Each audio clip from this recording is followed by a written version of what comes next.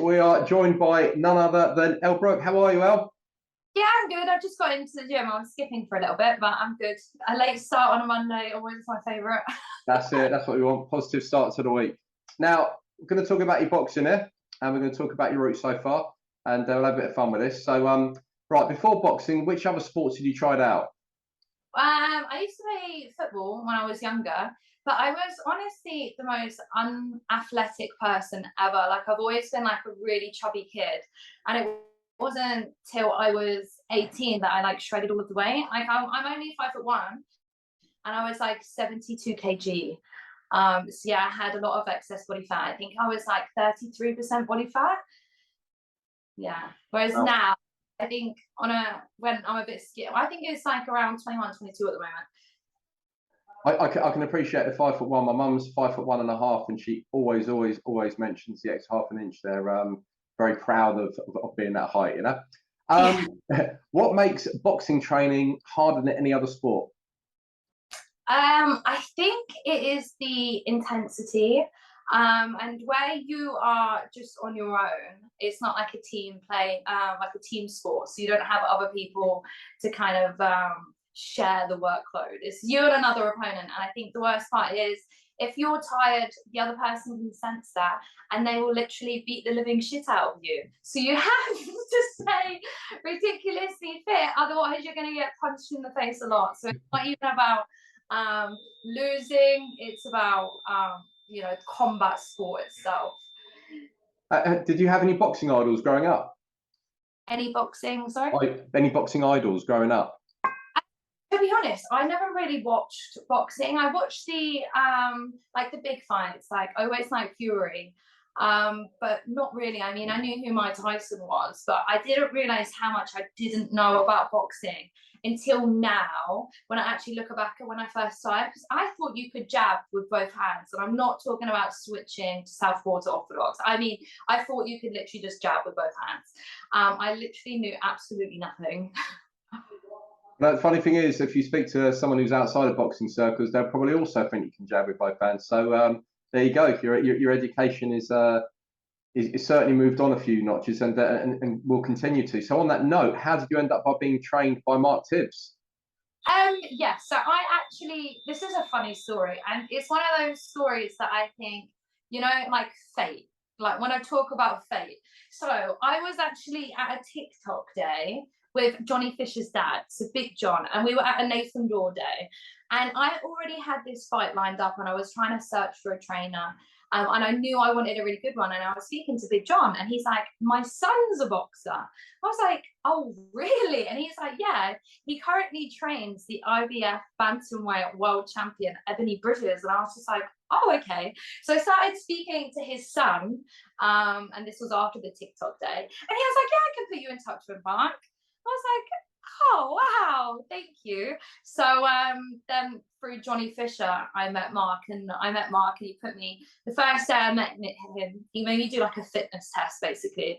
I think he just wanted, obviously he's putting his brand and his reputation against me. He didn't want me to be absolutely awful or have some sort of caliber of fitness. But yeah, I was still absolutely awful. I did pads on the shocking. But yeah, he still accepted me, so here I am, and I'm part of the furniture now, and I love it here because everyone treats me like a boxer. Like they treat me like anyone else in the gym. I could be a world champion, they treat me exactly the same. So I absolutely love it. Nice. What's the banter like in the gym? Oh, me and Ebanie, we're like exactly the same, but she's Australian, I'm the English version, so we have so much fun. And even with the boys, it's funny and it's good, and we always like wind each other up, and there's always that level of friendliness because everyone in the gym, the boys are all pretty young, so it's like being in school. Like honestly, like we get the job done, but then we also have fun. So it's definitely the best of both worlds. Who's the biggest joker in the gym? Ebanie, because we always make really sexual innuendos, and I think everyone else is just kind of like, but she's always pulling my leg, and she always make jokes with me. She is one of the funniest people I know. She should honestly be a comedian. She has it all, like teacher, champion, banter, looks, literally has it all. Have you sparred with her? Yeah, and she currently beats me up. like the amount of times, if I showed you the black, like I sparred the day before I went to America, and I had the worst black eyes for 2.5 weeks whilst I was in Miami and Orlando. So can you do an impression of Ebanie Bridges? And oh my god, this is a funny story. So we were in the ring, and I can't remember if this was before or after my fight, but you know, like she tries and gets the best out of people. I think it's a natural like teaching ability. And I was so tired. I was in the corner, and she was going to me, "You want to be a boxer, huh? You want to be a boxer?" And I was just so tired.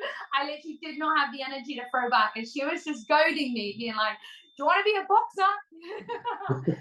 So yeah, that's my best impression of it. It's not that great. My Australian accent is absolutely diabolical. It wasn't bad. I think probably need to get Ebanie on the on the podcast now and see what impression she can do of you. It's then we can kind of put it out to the Twitterati, and they can decide on who did the best impression.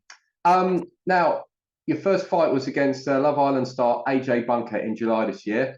Talk to me about the preparations for that fight and the night itself. So the preparations were always different because my opponent pulled out like 5 weeks before, 4 or 5 weeks before, and then I didn't have an opponent for a couple of weeks. So that journey itself was quite rocky. And I think that was my first time in the ring. So it was a lot more daunting than I remember. I think for most boxers, they have their first few fights in a hall in front of tens of people, let alone in that O2 Indigo in front of thousands. So it was a big learning curve, and the preparation. So I tried as hard as I could, and I mean, I won the fight and I won every round. I'm like, if I can't watch that fight back, I think it's absolutely diabolical. Even after I won, I was in the changing rooms, and like Mark was like, "I know how you're feeling. It's okay." Like even trying, I just won, and I was like so pissed off, like basically crying. So yeah, that one was hard. So hopefully next time, I've learned a lot, and it's only through experience that you get better anyway. So there was rumours afterwards that AJ Bunker believed that or she wasn't too happy with the result of the fight and thought it was rigged. Anything to say about that if she's watching? Yeah, I think if she genuinely, I wonder if she's watched it back. I know that when you're in the moment, like when I was actually like during the fight, I didn't personally think I won because a lot of it goes over your head. And as you're fighting a lot of demons inside your own head, and I know with me, I always suffer with self-doubt. So you just never know. But I think if she personally watched that back, and really thinks the fight is rigged, like I don't think you're made for boxing because you honestly don't understand the sport. That's what I can say. It is not rigged. Absolutely not rigged. Have you got another fight lined up? Apparently. Have you got another fight lined up? Nothing set in stone. Hopefully, the light just turned on. Ghosts. Hopefully in December, but I'm not too sure about opponents yet. There's a few people eyeing up and thinking about it. So yeah, we shall see. It'll be interesting to see who fights out Astrid and Keely, because maybe I'll fight the winner out of that one, but not for my next fight. Nice. Well, that light going off there could have been the ghost of AJ Bunker trying to haunt you. Maybe a rematch is on the line. Last sort of few little fun questions there. Which football team do you support? City. Oof. So why? Sorry, pardon? Why? Why? Everyone always asks me. This is the team I fell in love with first. So have you been following the exploits of Erling Haaland at the moment? Oh my God, isn't he insane? He is easily the best player in the world right now. And I watched the derby a couple of weeks ago or a week ago, and I was like front seat, and he is just absolutely phenomenal. And he's so young and he's so dedicated to the team. I know his dad played for City, so I can imagine he's going to stay for a very, very long time. So it only gives hope to City fans. And I saw a stat about how many more shirts have sold since he joined the club. So it's absolutely, phenomenal. And it's a blessing in disguise that Harry Kane fell through. Like, absolutely. Yeah, he's 6'5", 22. I think he'd fit in the Origin gym quite well, because with the likes of Johnny, Tommy, all these guys 6'6", 6'7", and they're all sort of around the 20 mark. Maybe we should try and hook him in and have a spar. He's got the size, so can he throw a punch? I wonder. I don't know. I think he'd have definitely good footwork and strength. Like, like barging in. I think I think even fish might fall over. like, yeah, I think I don't know. It would be weird to see an actual footballer fight because it's kind of opposites of ability, like arms to legs. But I guess you both need both. Well, maybe not in football. You don't need your arms, but they complement each other. There's a couple of fighters who went from football into boxing. Curtis Woodhouse, Leon McKenzie. Both did well. Both got to championship levels. So yeah, it's a good crossover. Last couple of questions. If you could spar any male or female fighter at the moment, who would you want?